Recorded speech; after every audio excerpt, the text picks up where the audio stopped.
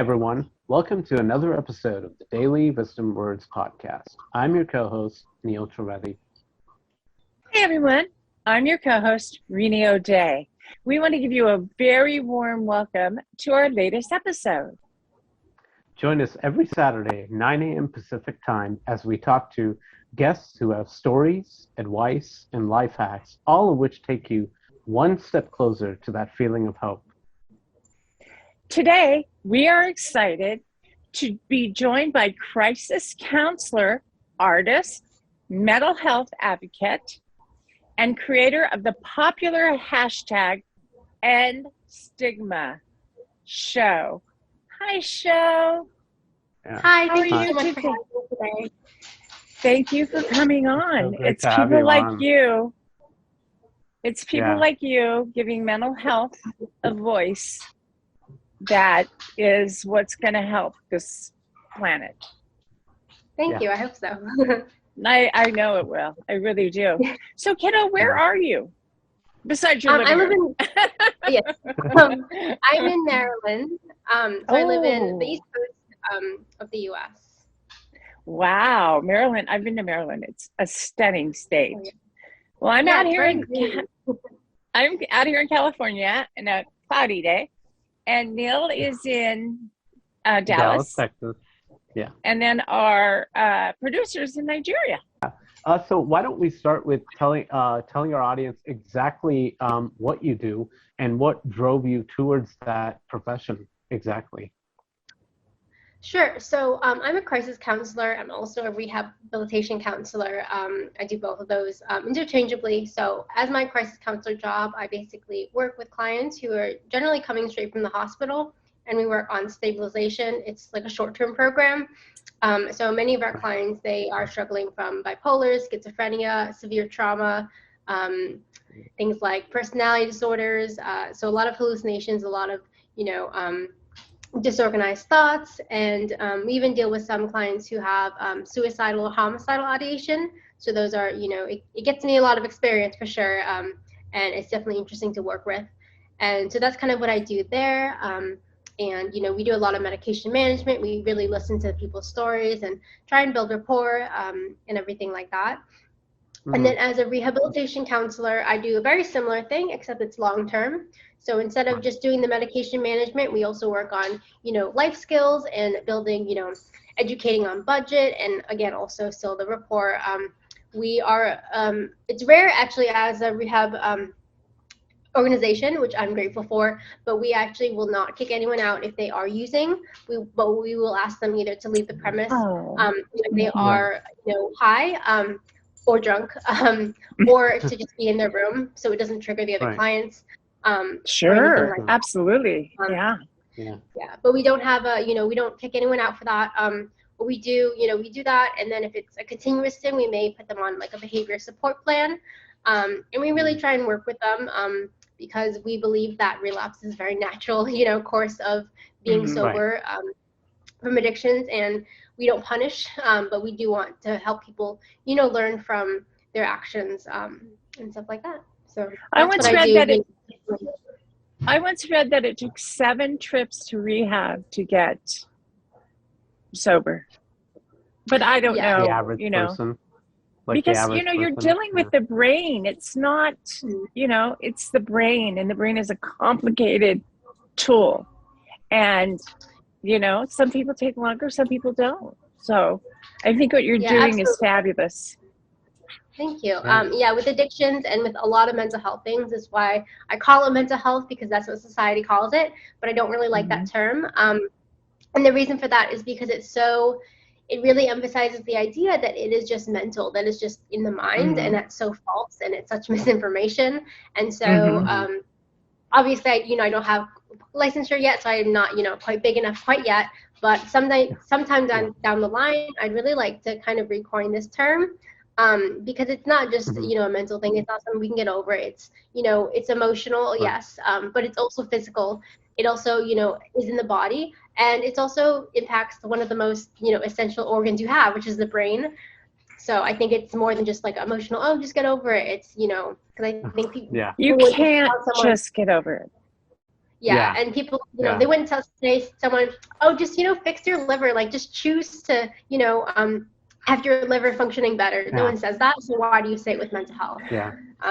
And that brings me to like another interesting thing, and we hadn't planned on asking this, but because I just saw your latest video, your first vlog where you talked about somebody questioning something.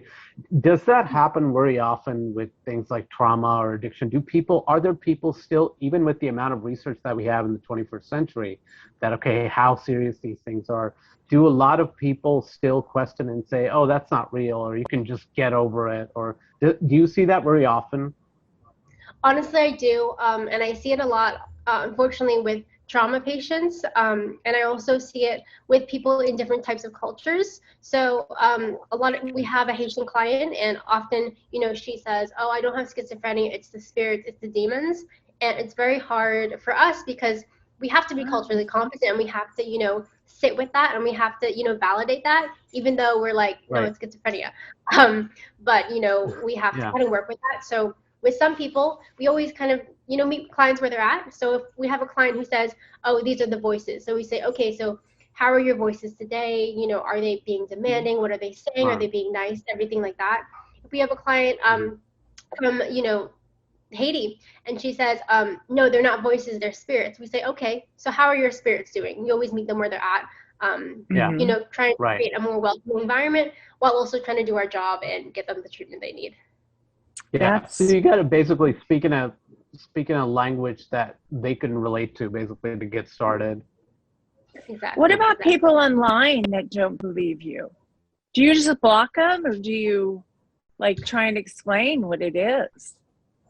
I think the first step is I try and explain, I try and educate. But again, kind of like what I talked about in my vlog, there is a point where I will stop educating, and I'll be like, okay, well, this is not worth my time.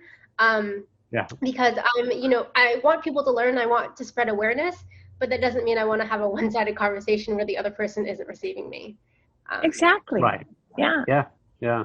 I mean, there comes a point, right, where you're like, you come to the realization that no matter what you say, they're not going to budge, and then you realize, okay, there's no use fighting this battle, right?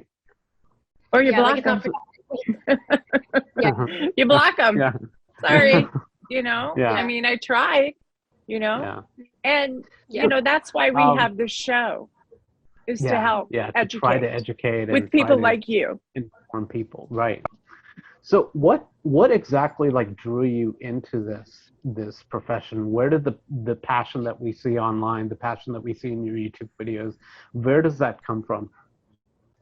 So honestly, it came from I guess more personal experiences, and they were things that I had experienced, obviously, but they were things that go against the norm of what we think is mental health and what we think is, treatment, and what we think is, effective treatment. So, without, going too much into it, I think as a society, we think, oh, you have mental health issues. Okay, then go to therapy and go to seek treatment. And that this is a solution that, as a society, we're like, okay, this is, here's the problem, here's the solution. But it's not always that easy. And, in different people with different circumstances, it can be very difficult, and it's, not like that. So if you're a child and you're trying to seek treatment, if your parents don't want you to seek treatment, if they don't believe that mental health is real, then you're stuck. Right. Or in another example, I don't know how many of you guys or who have watching the YouTube video today, but Paris Hilton had actually made a documentary, Breaking Code Silence, and she spoke about going to a treatment center herself as a teenager and actually being more harmed than being helped. And she was actually traumatized at this place. And unfortunately, it is so much more common than we'd like to think, especially with teenagers, because I hate to admit it, but with teenagers, they're very impressionable. And when you are a staff member at a mental health facility, if you, abuse this teenager, they're going to believe you, the staff member, the adult, or they're going to believe the teenager who is there for mental health reasons. So it happens, a lot more frequent than many of us, or hopefully all of us, would like to admit. But kind of, going through similar experiences, whether it's, friends or, just personal stuff, and kind of realizing this is not okay, and really wanting to change that, and just seeing all the different stigmas in the world, especially in regards to mental health, and wanting to educate. And I know I don't want to talk too much into it because I know that you have a question that I'm probably going to talk about this same topic again. But with trauma, it is so stigmatized. Just and talk. Yeah. Go ahead. Yeah, go ahead. No, we're here to listen to you. Yeah. We're enjoying this. Thank you. So with trauma, it's so stigmatized, and I think the reason that I chose to specialize in trauma and really focus on that is because we talk so much about the symptoms. We talk so much about depression, about anxiety. We talk about disassociating, which basically is like maybe being there, being in the physical body, but not really paying attention. A lot of people may think you're zoning out, but really you're dissociating.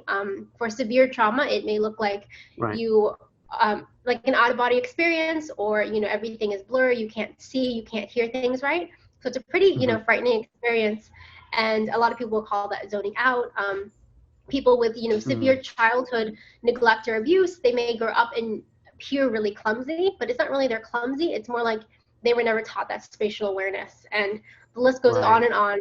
Same with addiction, same with self-harm, all these different things. They're really symptoms of trauma. And I think too much we try and treat the symptoms, but we're never treating the root cause. And I always think that's interesting. Yeah, and I have so many clients that come to me and they have depression, they have anxiety, they have, all this stuff, they have addictions, but they're not diagnosed with PTSD. And then we ask them, have you ever had a traumatic experience as a child, like in our intake process?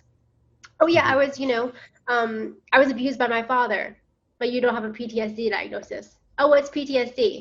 Wow, really? So it's like those things, and it's like we're treating all these external things, but we're never, if we continue doing this, we're never treating the cause. It's the example I give is a child has a cold, and instead of like giving them the antibiotics or whatever, to just like be like, here's a tissue, here's another tissue, and you're never gonna fix it. Obviously it does pass, but the general analogy there. And I think there's so much with trauma that we don't know about, and it's interesting because I think trauma is such a intricate and complex disorder. At the same time, there's so many misconceptions about it.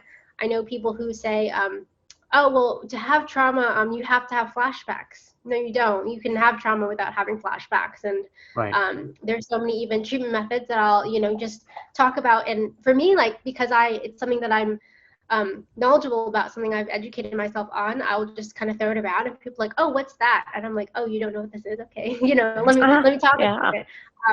But it's just so interesting. And I think with trauma as well, it's not just a clinical diagnosis, but it's a spectrum. And one person can experience the trauma and have severe clinical disorder from it, and really have it functioning have it an obstacle of functioning in everyday life, and someone else can experience a very similar trauma and be able to function and be like, okay, cool. There's just so much about it that a lot of people don't know about, that I think is so important to know. So one other thing is that with trauma, what happens in the body when you are experiencing a traumatic event is your body elevates. So this is your heart rate, this is maybe you're sweating, sometimes maybe you're just shaking. And so basically sorry, I can't talk today. What's supposed to happen is you're fine. You're fine. Your body That's me every day. So when your body elevates, when it goes to hyperactivity, you're supposed to go down, and so your heart rate is supposed to naturally decrease. You're supposed to stop sweating, stop shaking, and so it's it goes up and then it goes down. But if you're unable to go down for whatever reason, that's when PTSD happens. That's why you kind of get stuck in that mode. So with people with PTSD, this is why you have flashbacks. You're like a broken record and you can't go forwards, because you're stuck, you're frozen in that time. You're frozen in that frame of mind almost. So that's why you're hyperactive all the time when you have PTSD, because you were frozen in that moment when you were hyperactive and your body wasn't able to go down. And I think the interesting part about this is that in a lot of psych wards, a lot of psych hospitals, I understand that when a client is or patient, I guess, is very elevated, you inject them with a sedative, with Haldol, something like that. And I understand why they do it. At the same time, you're actually making it worse, because short term, it's great because the person stop, doing whatever they're doing, whether it's aggression, whether it's self-harming, etc. But in the long term, it's actually more traumatic, because what you're actually doing is you're forcing them to not be able to slow down naturally, but you're, putting that injection, that medication in them, and saying to the body, like, you can't slow down, I'm going to make you slow down with a chemical. So that's, another, I guess, not fun fact, but interesting fact about trauma that a lot of people don't know. Trauma can come from anywhere. It doesn't have to be in the home. It can be school, it can be work, it can be, just walking down the street and almost getting hit by a car. People need to understand that triggers they come from a lot of different places. And you had mentioned self-harm, which is a topic I really, really want to get into with you, because, my daughter was bullied at school, and one day she cut herself, and I lost it. I mean, I didn't lose it outwardly, I lost it inwardly. And I rushed her to the doctor, and we got her in a program. And, this has been since middle school. She's 20 now. And it was the best thing I ever did. And she only did it that once. But, I immediately got her help. And I wouldn't let him medicate her until she could control, like you said, going up and getting that adrenaline, and there's, that. And then there was a point where that they did have to medicate her for a while. But, that came out of the blue for me. Yeah. With self-harm, it's interesting because there's a lot of different reasons why people may do it. Sometimes, so let's use the example of your daughter. She wanted to feel something. And so a lot of times with people who have, when you're bullied, you have a lot of, you're very belittled, you're treated, you're very condescendingly, very small. And sometimes with trauma, and because bullying definitely can be a source of trauma, you can begin to stop feeling things. You feel very numb. You feel very we call it flat affect. You don't have a really range of emotions like you used to before. Maybe you don't have the joy that you used to, and maybe you don't even have the sadness that you used to. A lot of people, when they're in that really severe state, they may say, like, I can't even cry anymore. I'm so sad I can't cry. And so when you self-harm for these particular individuals, again, there's a range of reasons why people may self-harm. It's to feel, because maybe they feel like they're plastic. Maybe they don't even feel real anymore, and they want to get that feeling, even if it's negative feeling, obviously pain, but it's something. And I think sometimes for a lot of people, it can be scary to not feel anything, can be scary to not have those emotions, and it can be scary to go out with friends and not feel happy anymore. And all of that is it's very frightening, because you're like, what is happening to me? And so she was bullied for intellect, because she was number one in her class. Yeah. And that also happens a lot.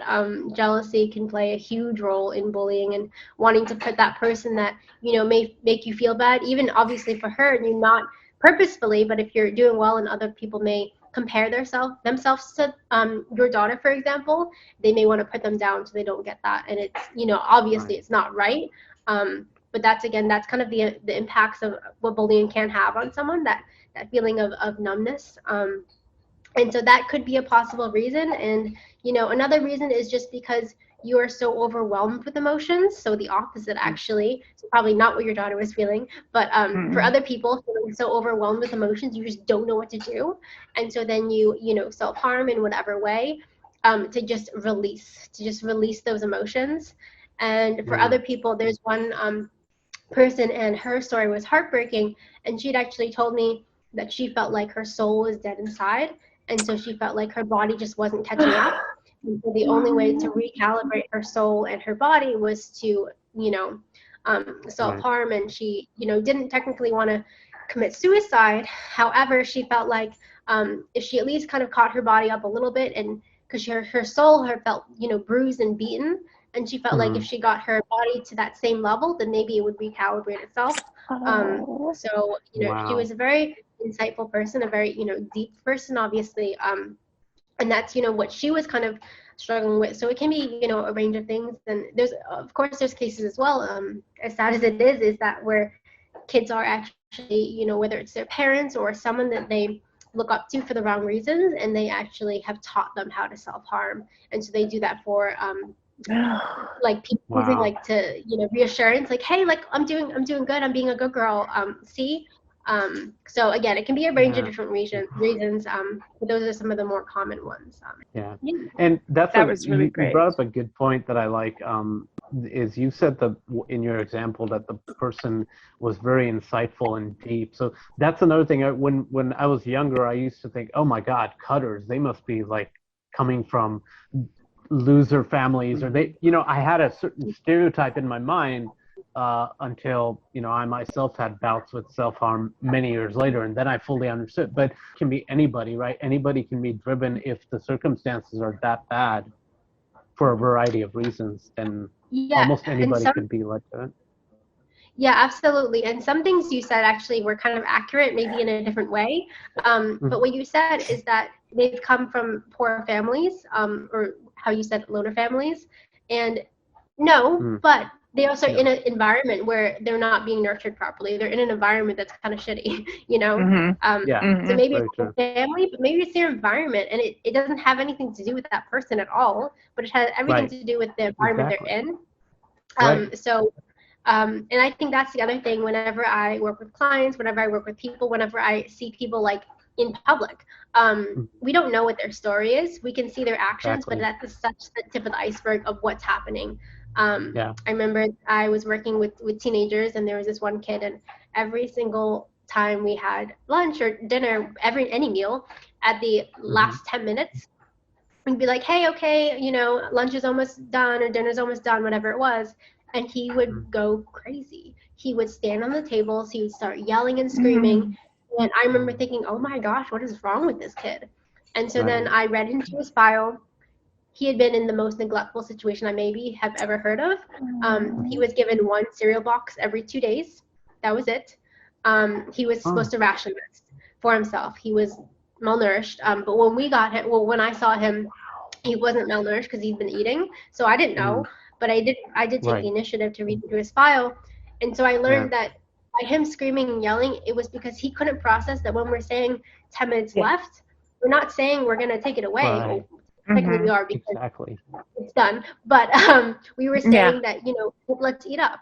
And I think in his brain, he thought, well, at least when I was with these terrible people, I wasn't giving a time limit. I could eat as long as I wanted to. And for him, he probably, developed a survival technique that if he eats really, really slowly, he'll feel full faster.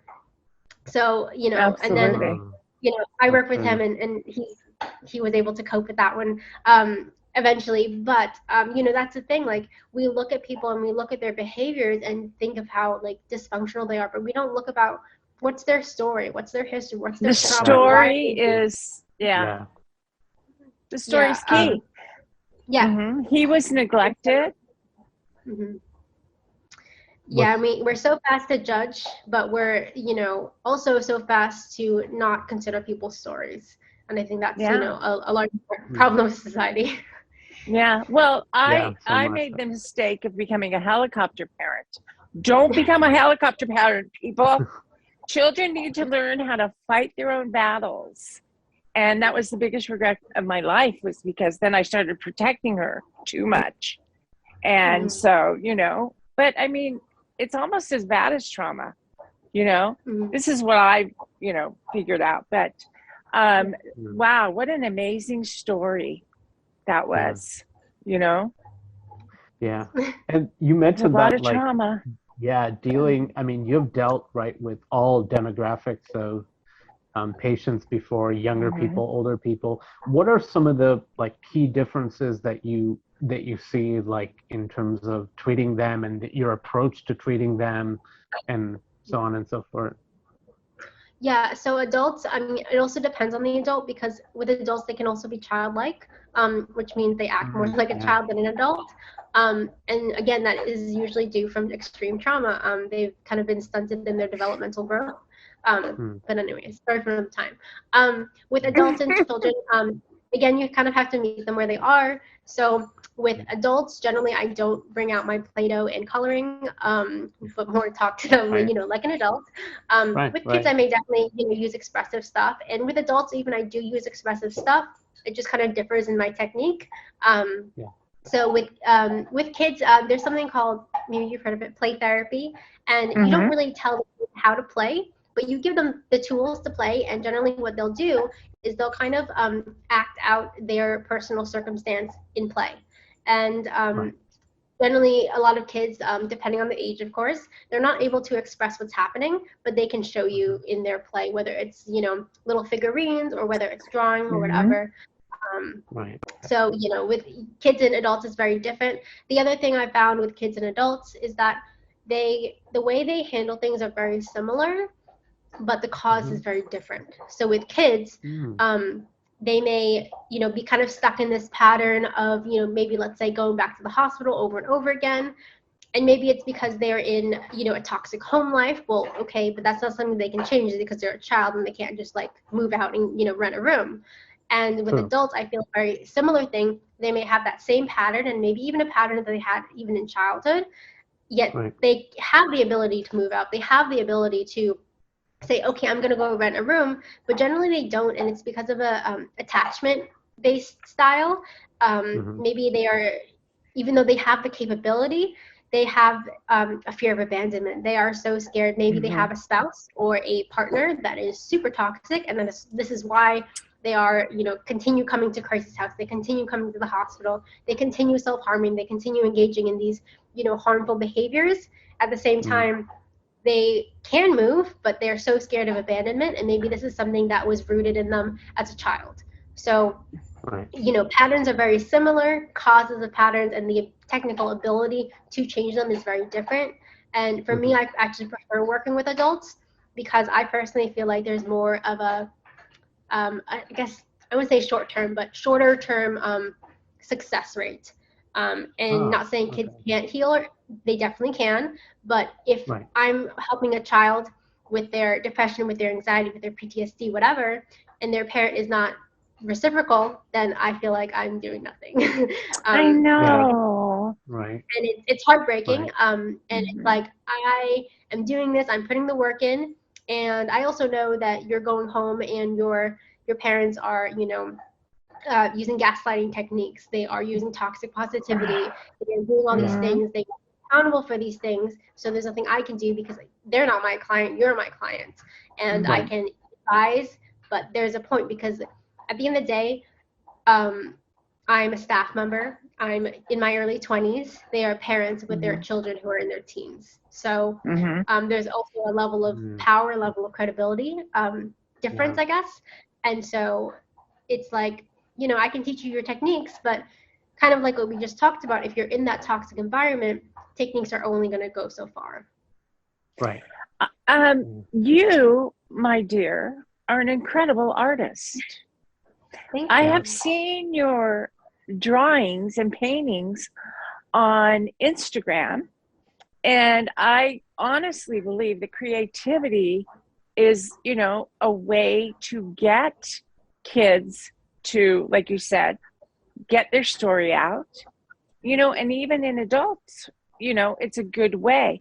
How did you get into using your art to express, what you're doing on Instagram? It's and found, your YouTube videos. And your YouTube videos. Yeah, the painting. Yeah, they're awesome. Thank you. It actually took me, a couple of trials and errors. I know when I first started my YouTube, I didn't really know how I wanted to do it. And I started off by just talking like normal and having like the PowerPoints, I guess in this corner, and that. It was very time consuming. But I also found that people weren't watching as long. And it was hard because to be fair, the PowerPoint, the text was very small.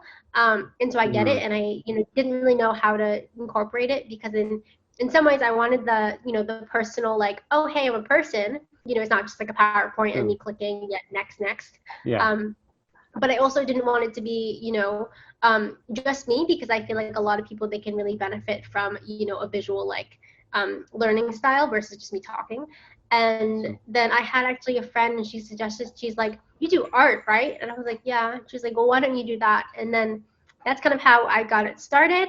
And, over time, I've kind of, developed my, I guess, style of, what I want to paint.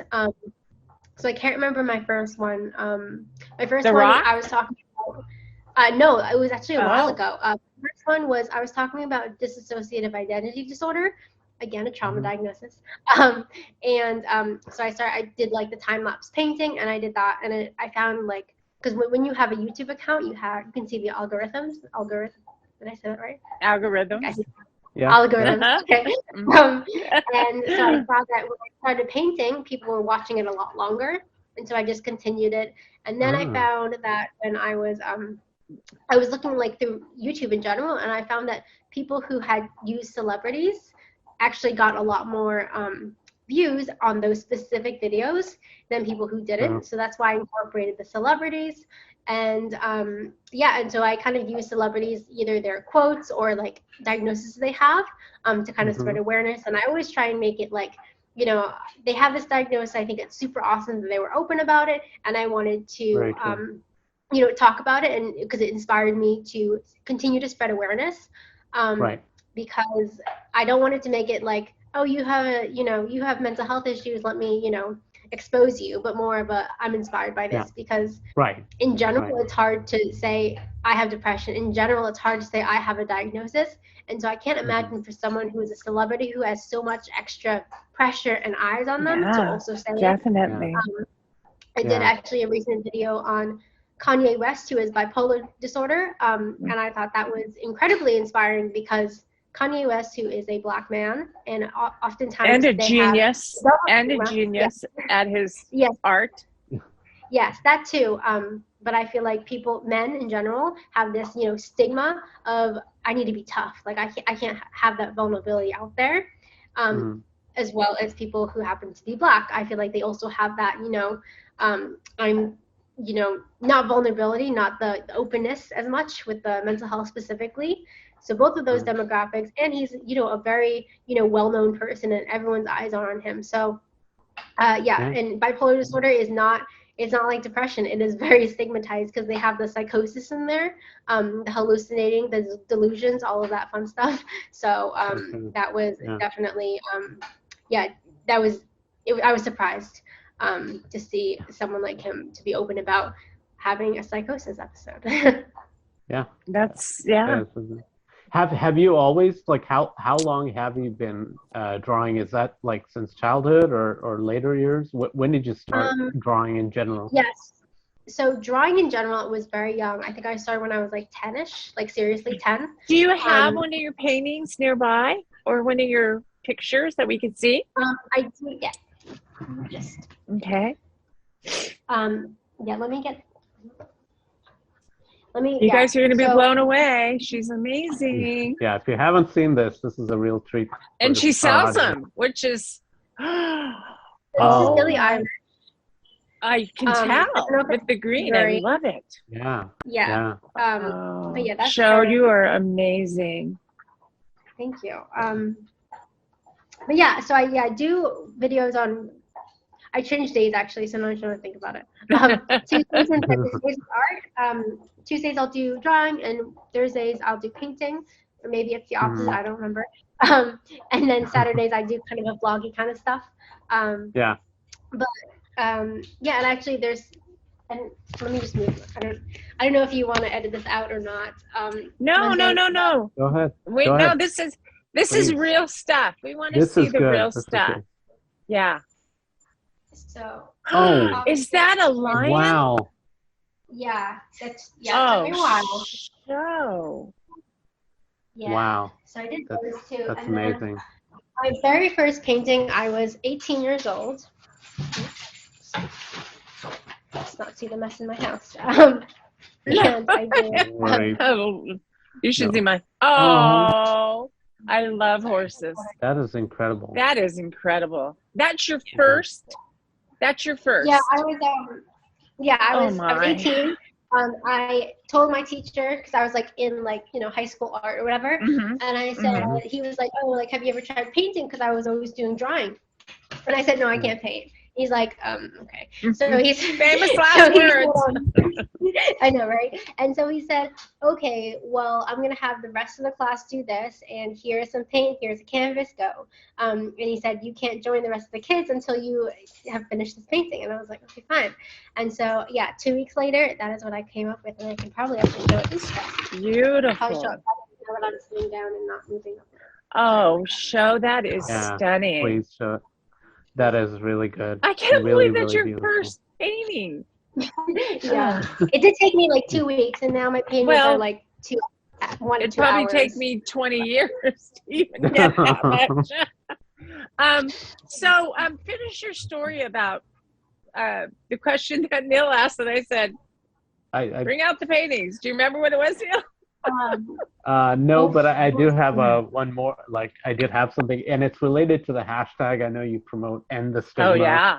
In every one of your posts.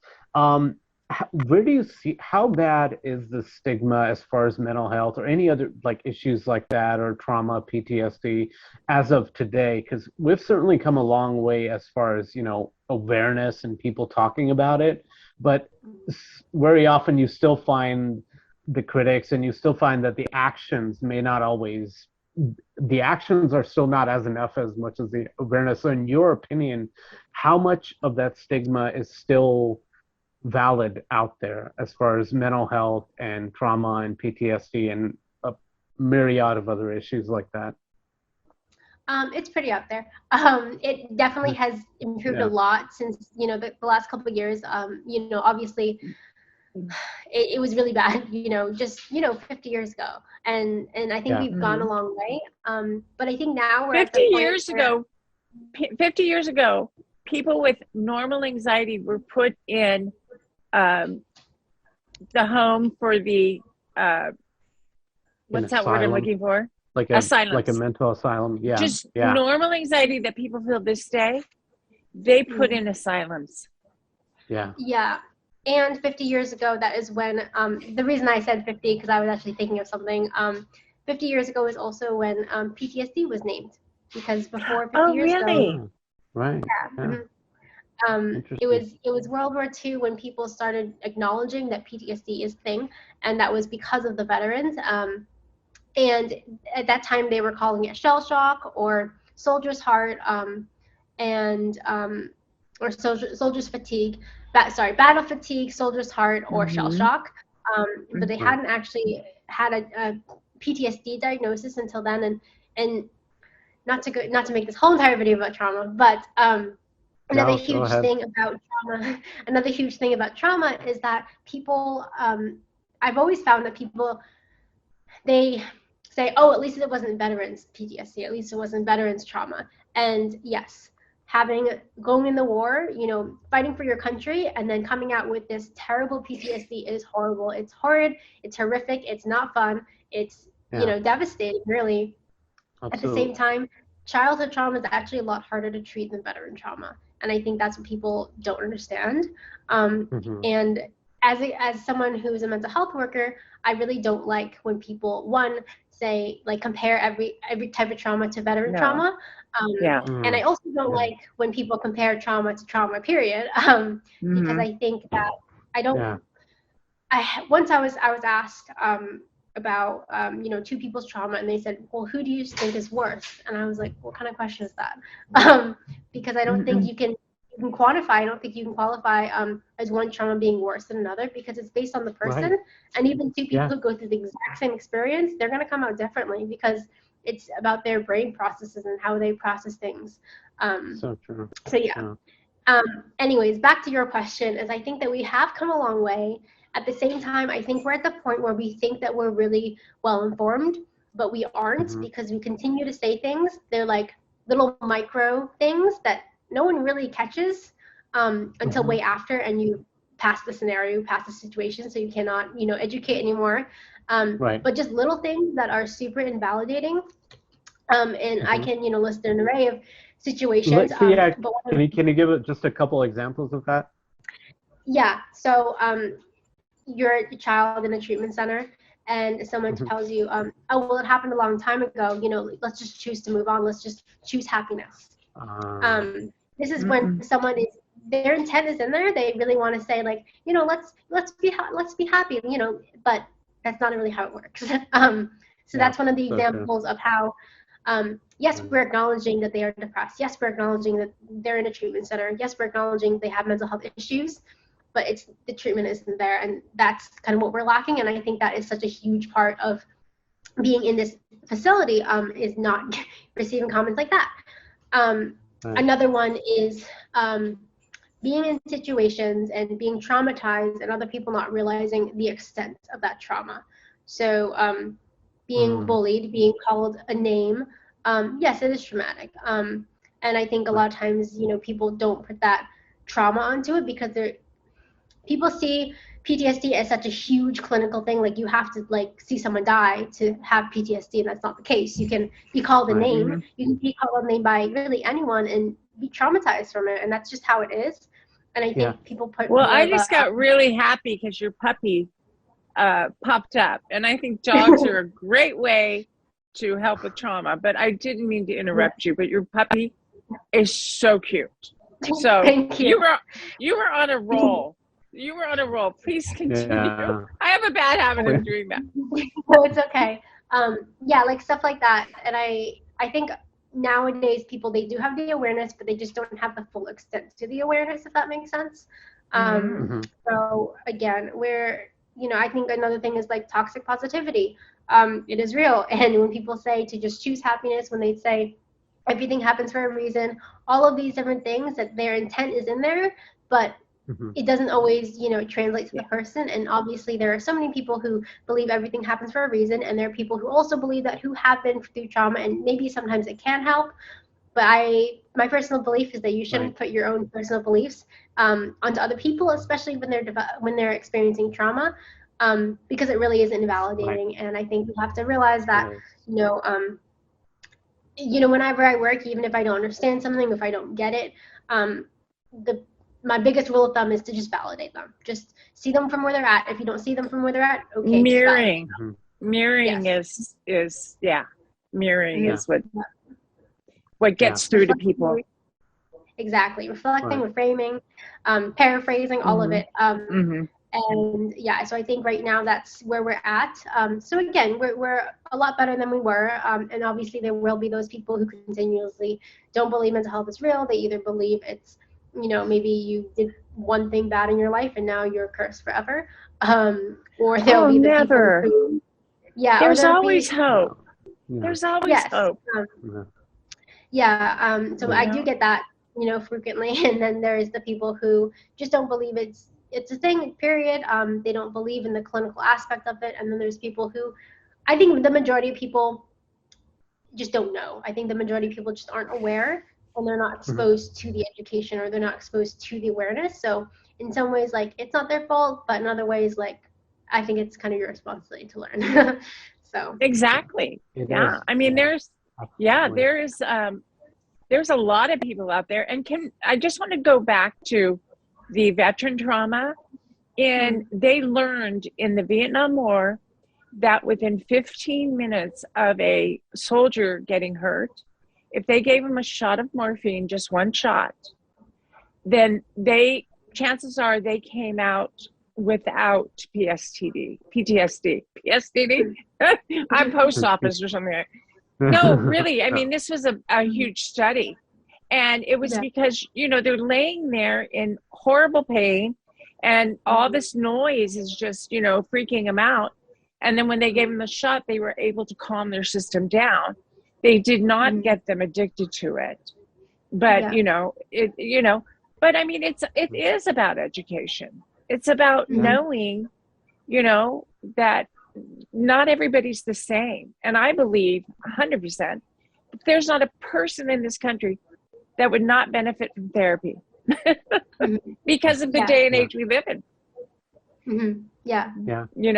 Yeah, and I agree with that 100%. At the same time, I always tell people that if you're not ready for it, then don't even start. Yeah. Looking. Yeah. No. Because and make sure you find the right fit. I think a lot of people think therapy is just therapy, but they don't really take into account that if you have a therapist that you can click with, it's not going to work.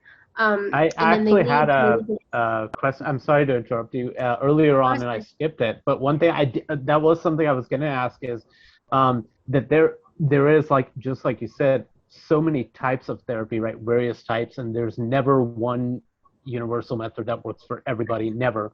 So how does one go about finding the right kind of therapy for themselves? Like, is it research, or what should an individual do to get started on that path?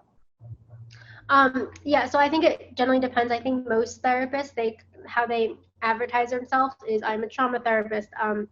I focus on depression, I focus on anxiety, I focus on this or that. If you have a specific technique in mind, then definitely go with a therapist that has that technique. But my biggest rule of thumb is that if you have OCD, which also is PTSD diagnosis, if you have, let's say, OCD, and if you have anxiety, then don't go to an eating disorder therapist, because they will likely refer you out. Not like to be rude, but it's like, ethically, we cannot treat people who we are not qualified to treat.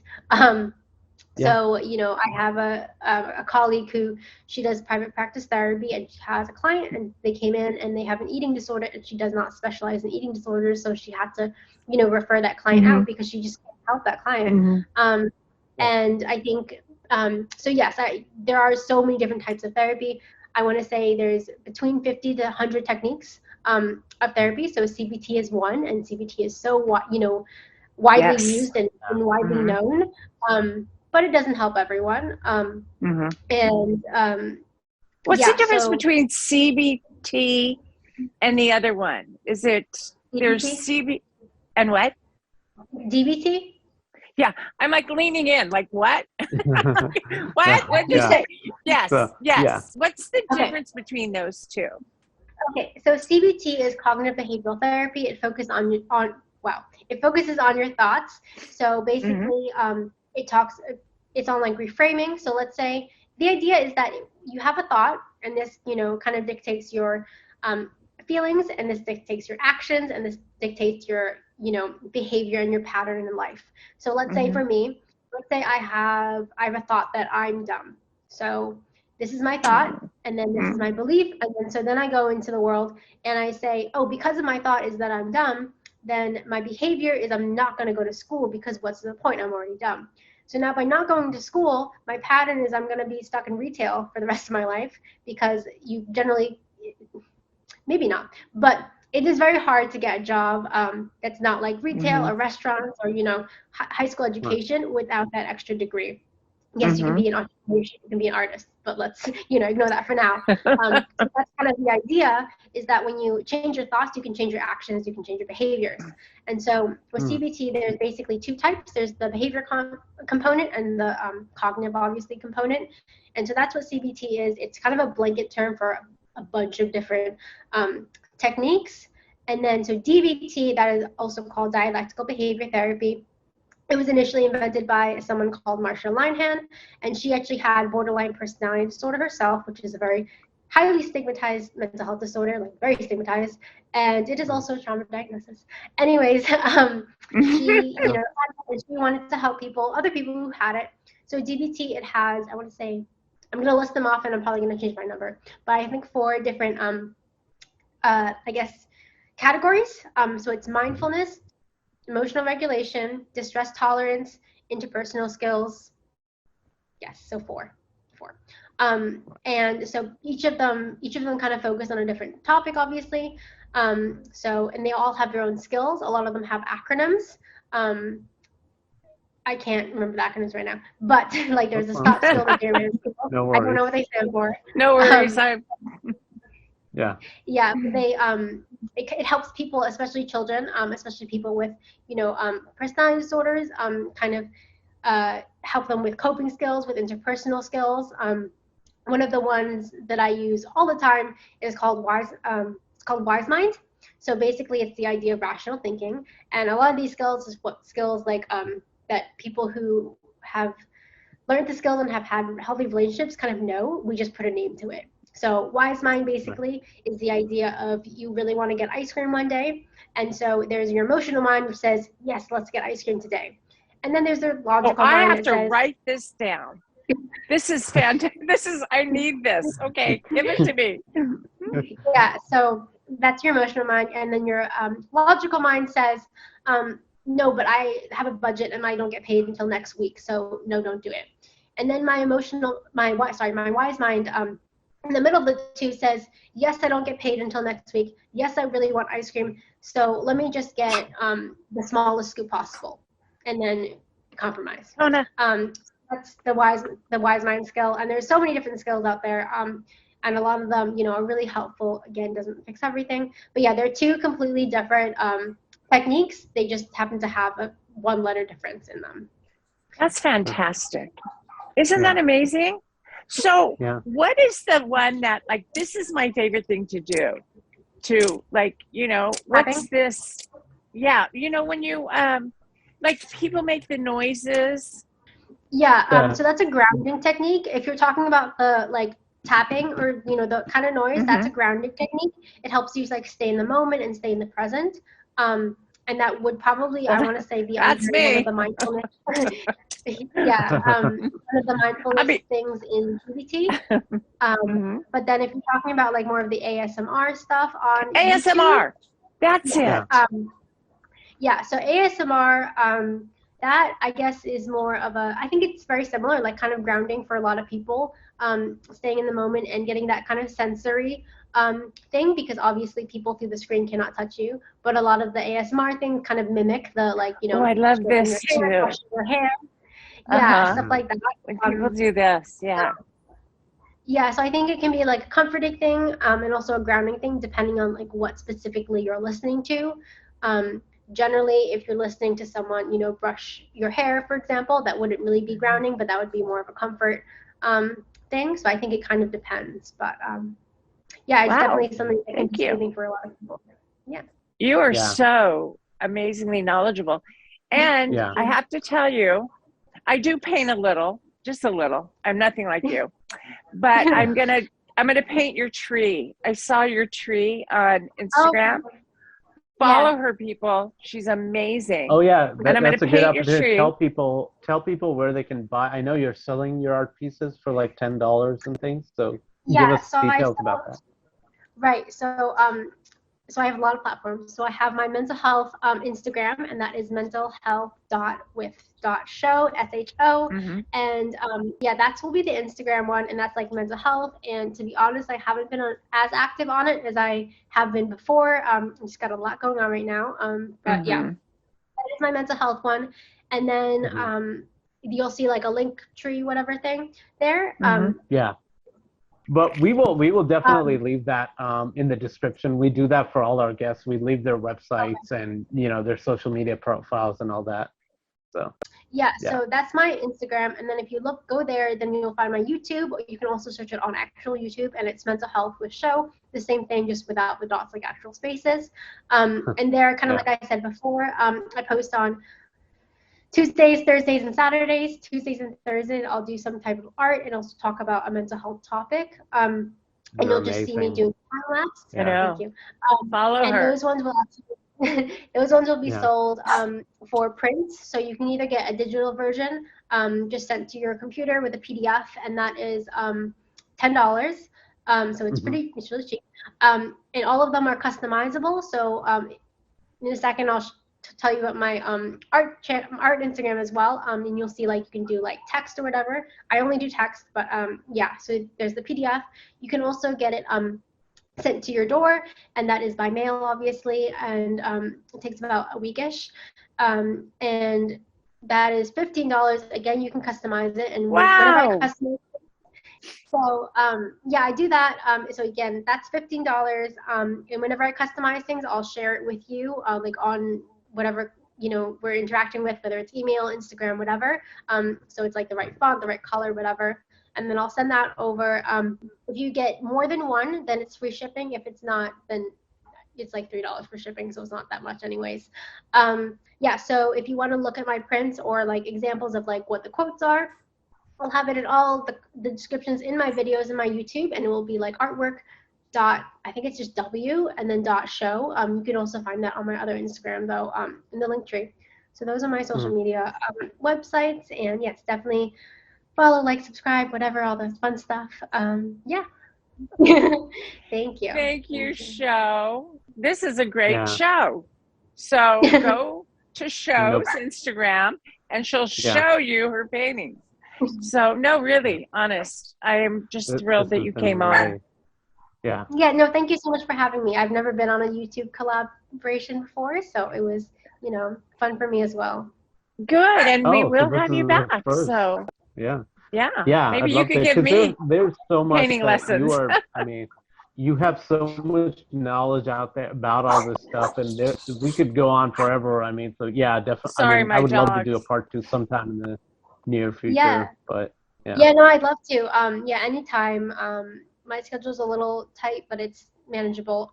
We wish you the best, and we know that you're going to be an amazing therapist because you have a passion, and you can see that. You can see that passion. And if you do what you love, you'll never work a day in your life. Yeah. I hope. Yeah. Anyway. Okay, kiddo. All right. You have a great this was night. A blast. Yeah. Thank you so much for doing the show. Yeah, no problem. And yeah, again, thank you so much for inviting me on. I really appreciate it. Thank you. You have a good day, kiddo. Okay, bye-bye. Bye. Thank you, everyone, for watching. And thank you, Show, for the great conversation. Be sure to follow us on Twitter, Instagram, and Facebook at all the links listed in the description. And don't forget to hit like on this video and subscribe to this channel so you'll never miss an episode. And if you want to show us a little bit of extra love, we also have a link for donations. Thank you, everyone, once again, and we will see you next week right here at 9 a.m. Pacific Standard Time. Goodbye. Bye.